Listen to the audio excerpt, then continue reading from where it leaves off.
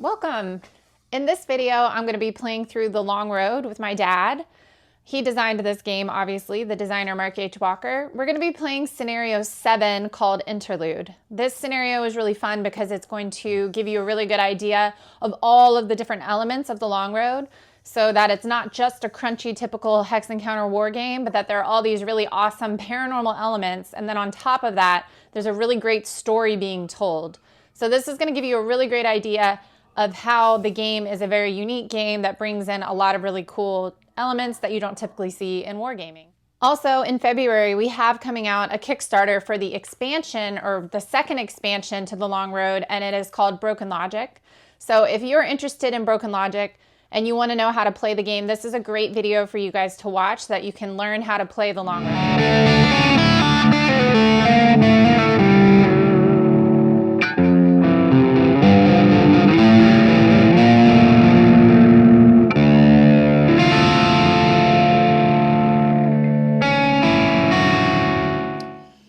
Clapabrucka burned somewhere over there past the hill, or maybe the next one. Hudson had lost track since the retreat.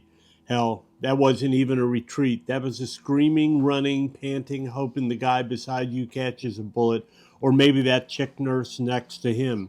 Anyone slower, anyone but you. As the saying goes, they had been a day late and $1 short. The rest of the battalion had pulled out. No one got the word to Hudson, Hood, Tiny, and a handful of scrubs they picked up as they evacuated the town. They figured the American armor was west. So did the 3 M113s they found hiding in a collapsed warehouse. And so did the West Germans, armed with hunting rifles and World War II vintage MP40s. But now his ragtag bunch of survivors was here, west of where they started, but with Nary and Abrams in sight, in the middle of a forest, staring at some burnt-out cottages with a dirt road between. That's when Hudson spotted the BTR 70s, and a bad day got worse. So the scenario takes place at nighttime. So what's happening is that it's going to reduce the maximum range. The maximum range is actually only going to be 3 hexes away. The lichens that will come on are not being controlled by a player. They're being controlled by the game. So the movement is actually going to be determined by a die roll that we'll show you guys when that comes through. The lichens are going to be last to move in the movement phase, so you'll see that happen. One more thing about the lichens is that they are terrifying creatures, so that the units who they attack or are close to are going to have to do a morale check. So you guys will see some of this as we play. We're just kind of quickly giving you guys the lay of the land with that as well. Mike Hudson cannot be eliminated in this game. If he is disrupted or reduced, we're going to have to read a special paragraph. I won't, bust the surprise on that one. We're not going to use any aid or focus reroll markers. These will come into play in other scenarios in the Long Road, so we don't need that. We do have action cards. We'll get to that as we set up to not bore you guys with all this information. The armed mob is going to be controlled by the Americans, which I'm playing the Americans. Dad's playing the Soviets. And so this, like Dad said earlier, is representing some Bundeswehr and Wehrmacht veterans. And that's going to be controlled by the Americans. And the Soviet player has the initiative. So let's go ahead and get set up. In this case, it doesn't matter too much. All right, yeah. So we were just talking about that the text on the cards don't actually matter. So we each get 1 card, and that's going to be used 1 card, right? That's what we said? Uh-huh. Yep. Per turn. And they can only be used as winds of war, like you said earlier. All right. So let me go ahead and take these guys off. We don't. Cool. And I set up. You're going to enter on A4. All right. I have the initiative. Sure. So the first thing that we do. I thought I had the initiative marker out. Oh, you do. First thing is determine initiative. We draw action cards, so we already have our 1. We have the rally phase, which we don't have. We have the fire phase, which we don't have. We have the movement phase. Mm-hmm. And since I have the initiative, I will say that interestingly, I'm going to move first. Make sure you can see the Soviets. There we go. All right. Okay, I'm going to move these two guys up into the ruined farm. Uh-huh. All right, that's all my movement. So if I wanted just to play the armed mob as a meat shield, I could, right? Mm-hmm. How many can I'll just... He has a movement of 2, and that costs 1. I mean, man.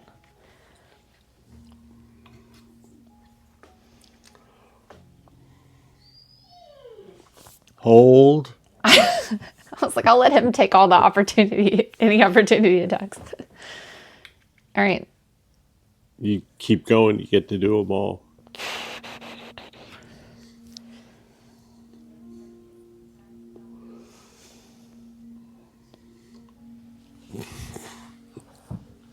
All right, we'll bring on my...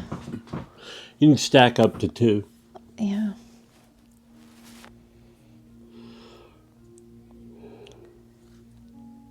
We're going to go this way. 2. That's, 2. You can move up to 5.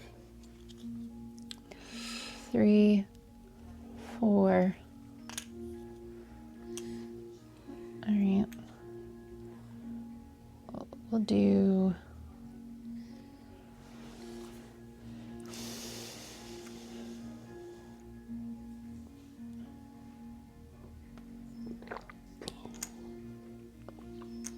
Recon and Hood. Go 1,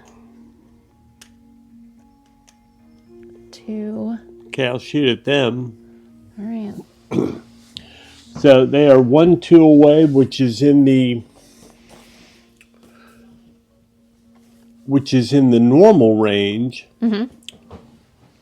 for green, which is normal up to 3. Sure. So I have a firepower of 6 with this rifle platoon. All right. Then I have the BTR 70. Actually, what I'm going to do is use the BTR 70. It's 8.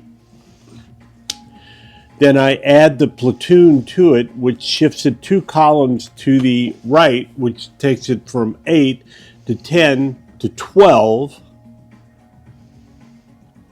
And I'm shooting it against the recon unit.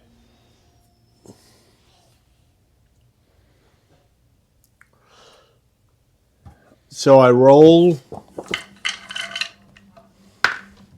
and get a 0 on 12, which is an X. Ouchies. So that kills that recon unit just dang. outright. You're going to keep them for your victory points? Yep, for my 1 victory point. Oh, poor Hood. All by himself. These guys are marked fired. Done moved. Well, then I'm going to...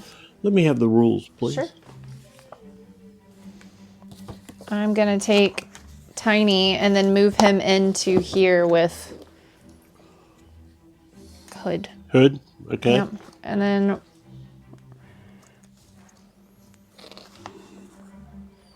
A4. So this is 2. Okay, we're going to go 1, 2 down the side.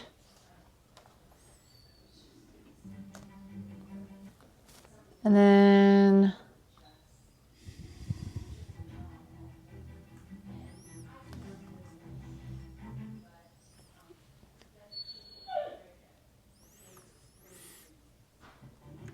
all right, we'll do all right.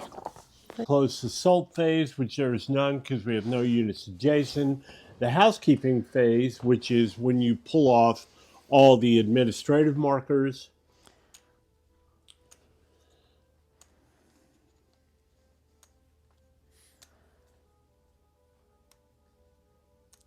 And then the advanced turn marker phase, so we go to 2. No, crap, at the end of the move phase is when we place them lichen. Ooh. Yep. Okay, so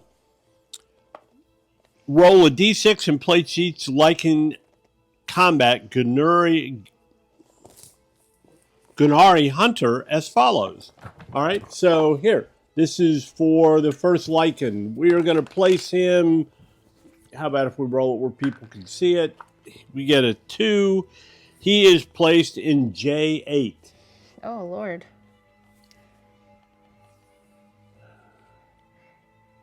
Right there. The second lichen, we are going to place him in 2. He also gets placed in J8. Awesome. Tentani gets a 1. Opposite 6 is a 1. And that means he gets placed in H7. Right here. Okay, and for every Which is movement, a forest for this scenario. it's a forest. Yeah. It's a forest. And then in subsequent movement phases, these lichens will move last, and they will move randomly. So now we're into turn 2.